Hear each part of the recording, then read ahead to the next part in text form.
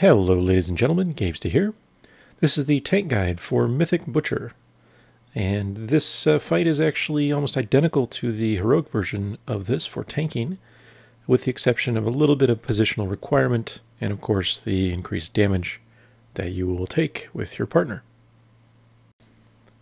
So first and foremost, the new mechanic for Mythic is Cadavers, and these are sort of undead spawns that will spawn in random locations around the outside circle of the butcher's innermost room, and they will make their way toward the butcher slowly.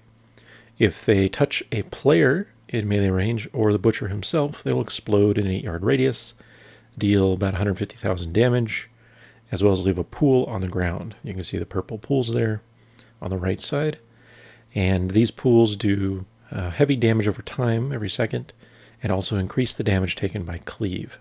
Now as a tank, since you won't be getting hit by the actual Cleave attack, that damage boost does not apply to you, but needless to say, the damage from the ticks is not something you want to be taking. So if a pool is near you, which will happen on occasion, you just have to make sure that you move slightly out of it. And usually this will be moving to the right somewhat, because tanking is almost always going to be in the same position relative to the boss and the room.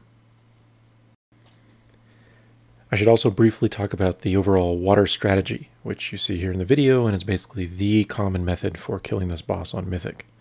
The idea here is because the cadavers make their way to the boss, if no one intercepts them and explode on the boss's body, and their explosion radius is quite tiny, you can tank him in such a way in the water here, as you see there, that the explosions will not threaten anyone in the raid. Everyone else is on the opposite side of him, and they don't have to think about those explosions at all. So, for the most part, it completely eliminates the new Mythic mechanic for this encounter.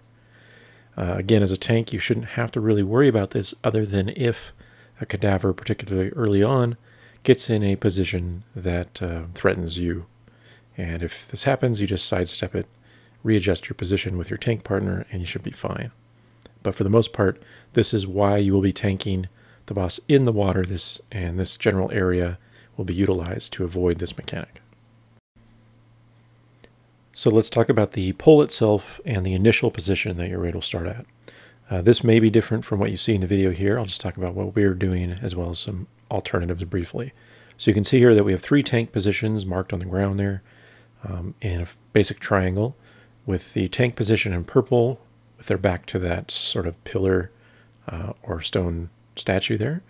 My position on the video here is my back to the other pillar opposite the tanks, and then we have one more position on the side away from where the center of the room is. So the reason for these positions is that the green marker is in direct line of sight with the boss's initial position.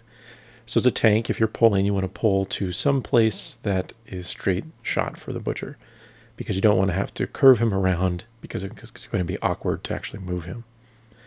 You also need to make sure that you and your tank partner are near one another at all times after the initial pull, so that other players in the raid don't get hit by heavy-handed and get killed potentially.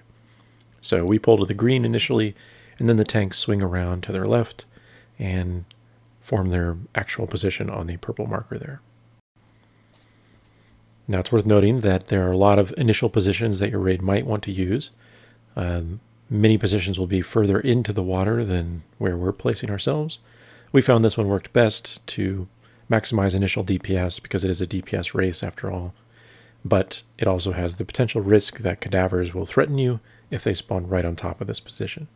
So again, if you're close enough to the actual ground area of the room and not completely in the water, you need to watch for those as a tank.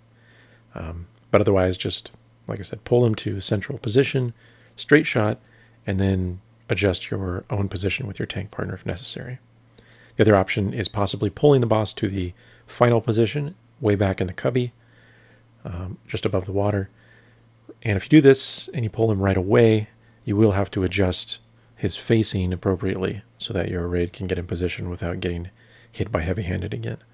I don't have any footage of this, but it's pretty obvious what's happening. And this will mostly be something that is using misdirection from hunters or rogues or whatnot, so that tanks can be far away at the start. So once you're used to the initial position, assuming you don't go directly to the back spot, you'll have to think about the transition between the initial spot and the final area where you'll end the fight. This will always occur after the first Bounding Cleave knockback. So there you can see the knockback.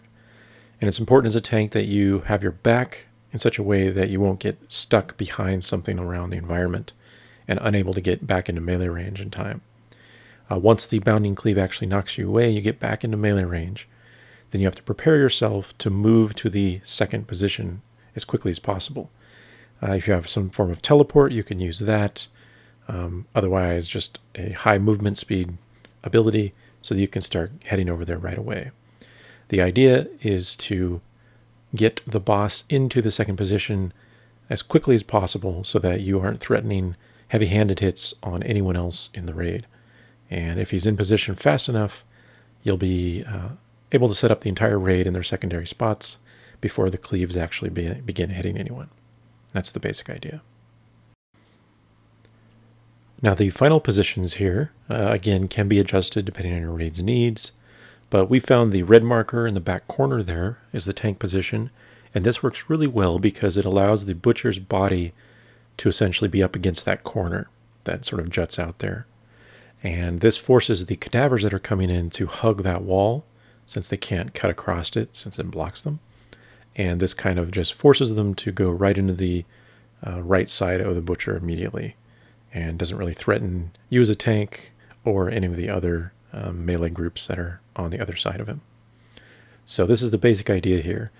Once you're in this position, the only important thing you have to think about as a tank is after a Bounding Cleave in the secondary position, which you're seeing here, that you keep the boss lined up straight with the Bounding Cleave jump position, so that when he comes back, like you see there, he's still in position and no one has to really adjust their melee stack points. So this will mostly be up to the raid strategy, making sure that the tank position marker is straight in line with the Bounding Cleave position marker. And because if they're offset at all, then it's going to cause boss position issues with the melee stack points. But generally it won't be a big concern since your back will be to a wall, so you can just generally wait for the boss to come back to you and proceed with the fight. So believe it or not, that's really all there is to the tank guide for Mythic Butcher. As I said, it's mostly exactly what you're used to doing, with the slight differences in positional requirements and movement from position 1 to position 2, if your raid does that. But that is it. Everything else will be handled by healers, DPS, people that are soaking the Bounding Cleaves, all that good stuff. But as for tanking, mechanically it's the exact same as what you're used to. So as long as you can mitigate the damage and stay with your tank partner at all times to soak up heavy-handed hits, as well as watch the pools from the cadaver explosions, you'll be completely fine.